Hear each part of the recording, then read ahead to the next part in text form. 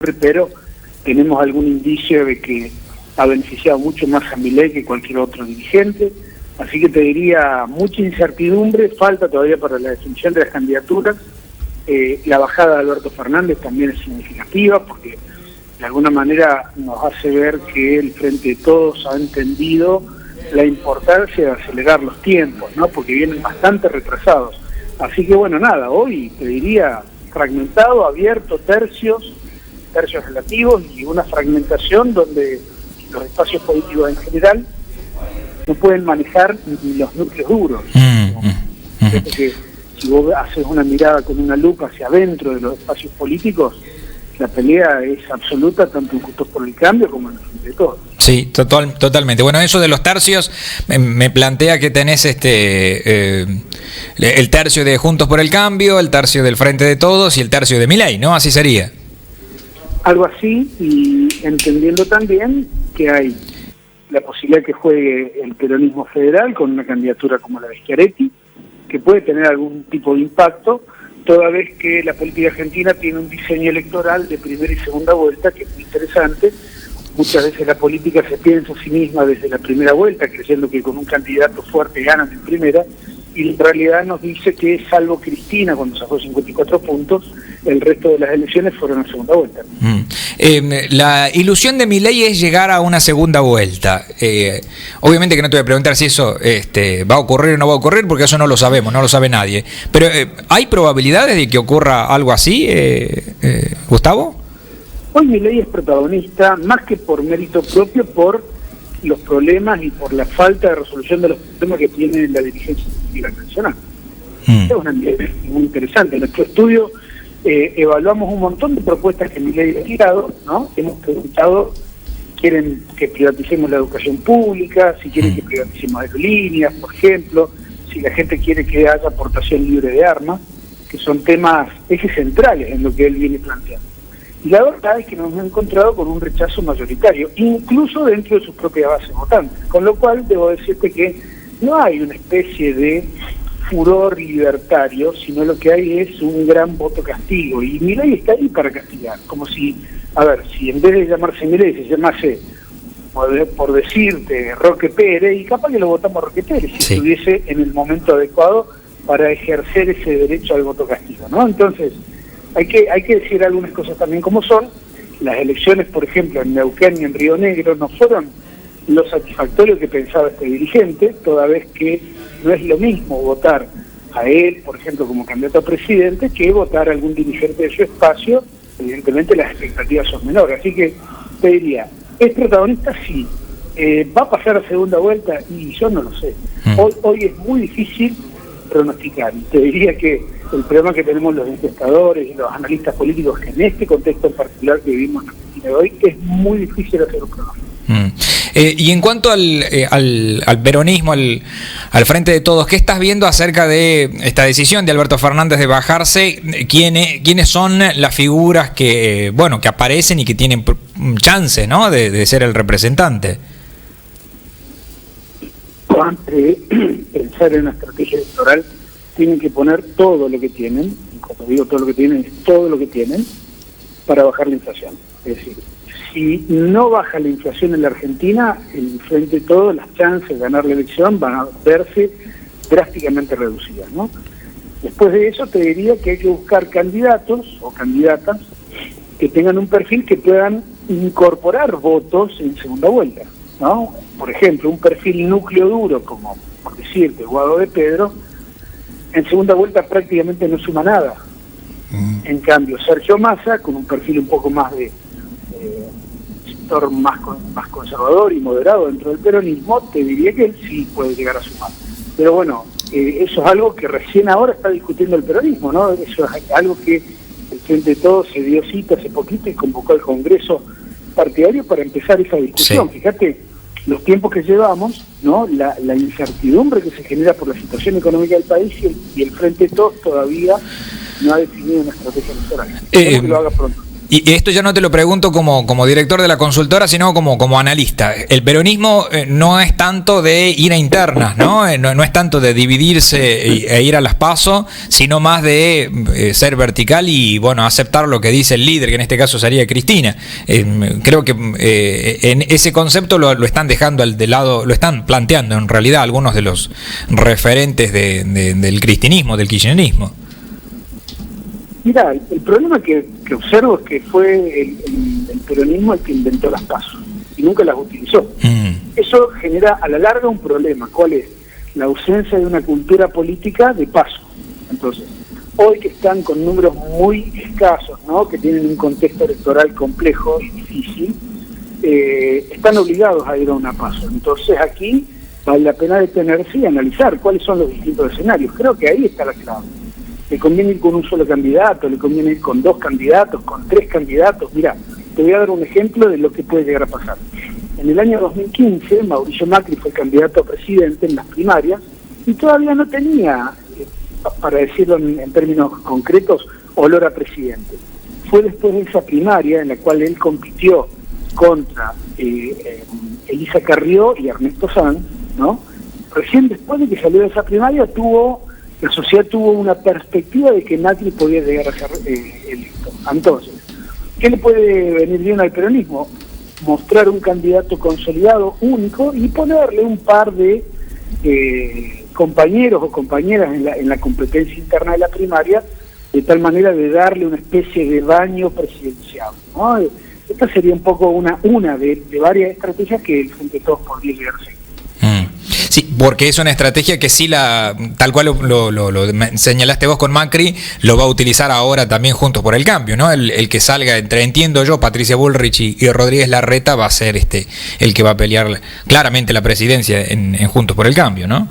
Mira, nosotros lo tenemos todavía a Horacio Rodríguez Larreta por encima de Patricia Bullrich en todas las preferencias. Ahora, ¿cuál es el problema que tiene Juntos por el Cambio también?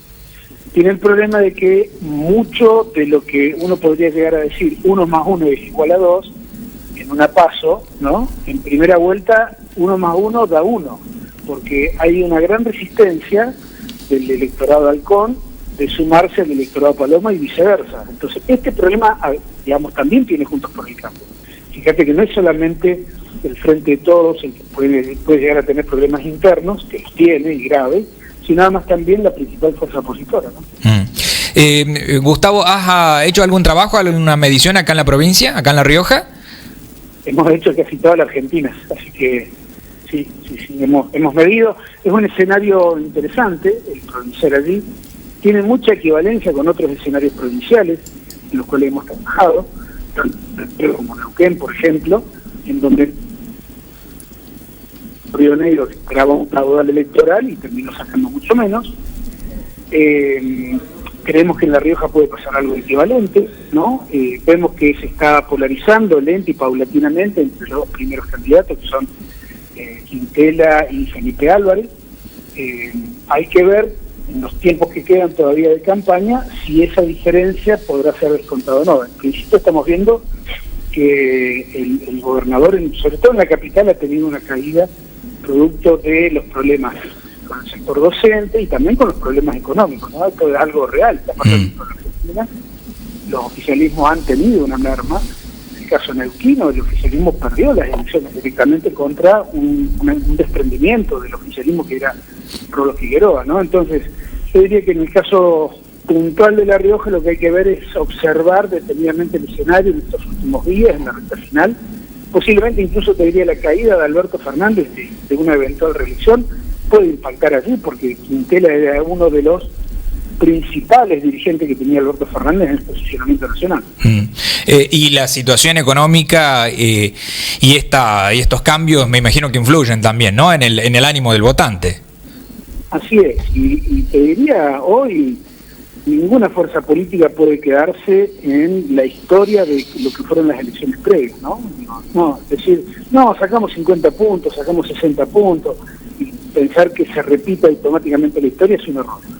Cada elección es distinta en sí misma y en esta intervienen también factores que tienen mucho impacto en la provincia, ¿no? Digo, no llegar a fin de mes, no llegar al día 15 cada mes es un tema, ¿no? Y esto tiene impacto electoral. Mira, en Río Negro hubo 3 situaciones que complicaron el oficialismo. Hubo un paro docente de 3 semanas, que seguía en el momento de la elección. En el momento de votar había paro docente, había paro de salud del sector público y había paro de la policía. O sea, una trilogía bastante compleja para un gobierno. Sí. Entonces, pensemos que la dinámica social de la protesta, de los problemas económicos, de no llegar a fin de mes, también genera, digamos, un sentimiento de asfixia, ¿eh? Y eso tiene una traducción electoral. Habrá que ver si el gobierno puede contener ese sentimiento y neutralizarlo y aprovechar el momento, o bien si las oposiciones, en este caso, por ejemplo, Felipe Álvarez, puede lograr capitalizar para él y hacer un sprint en el último momento, digamos, y tratar de emparejar la elección.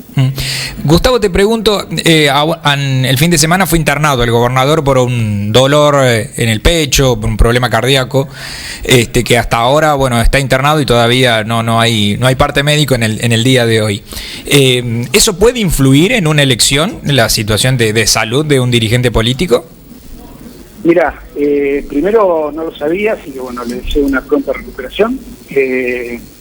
Ojalá que no. En realidad no debiera, salvo que tenga un agravamiento y que no pueda disputar la elección, pero no creo que tenga mayor impacto. Sí creo que la política debiera tener una suerte de pausa, ¿no? ¿Gustavo?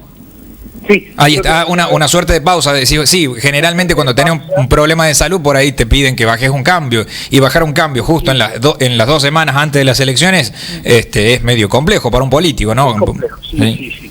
Evidentemente, bueno, hay que darle el margen de tiempo al gobernador para que se recupere. Pero bueno, estamos en campaña electoral. Eso es algo que se debiera haber también previsto antes. Gustavo, la diferencia entre Quintela y Felipe, ¿de cuántos puntos es? Es de un dígito. Un dígito. Menor de un dígito. Así que te diría, no está todo dicho. Habrá que ver cómo sigue esta historia. Habrá que ver si hay una especie de voto útil, ¿no? Por ejemplo, a los que votan al que sale tercero, si en una de esas deciden cambiar su voto y darle a Felipe Álvarez la posibilidad de disputar con mayor cercanía, ¿no? Estos días que quedan, pero bueno, es lo que tienen las campañas electorales, ¿no? Justamente en la recta final y en márgenes estrechos tienen su oportunidad. Vamos a ver si la aprovechan. Gustavo, querido, te agradezco, muchísimas gracias, Al contrario, abrazo. Gustavo Córdoba, analista político y director de la consultora Suban Córdoba. Qué datos que nos acaba de dejar, la primera vez que conocemos números acerca de una encuestadora de lo que está pasando en la provincia de La Rioja.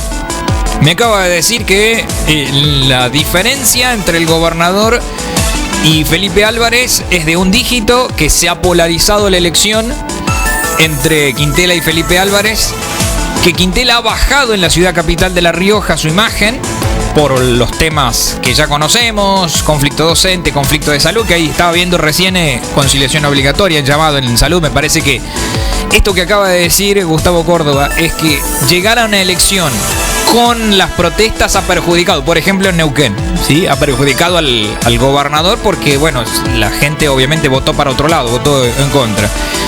Y sabiendo estos números, él dice: el que estaba votando terceras, cuartas opciones, si cuando se entera de esto, de que la elección está polarizada entre Quintela y Felipe Álvarez, decide cambiar su voto para ir con un voto útil, ¿no? Porque evidentemente si no lo vota a Quintela y va por una tercera, cuarta opción es porque no quiere que siga gobernando Quintela. Pero si vos votas una tercera, cuarta opción, ese voto se dispersa, sí. Y termina ganando Quintela, porque divide toda la oposición. Así que es interesante el planteo que ha hecho. Habló Gustavo Córdoba, 9:37.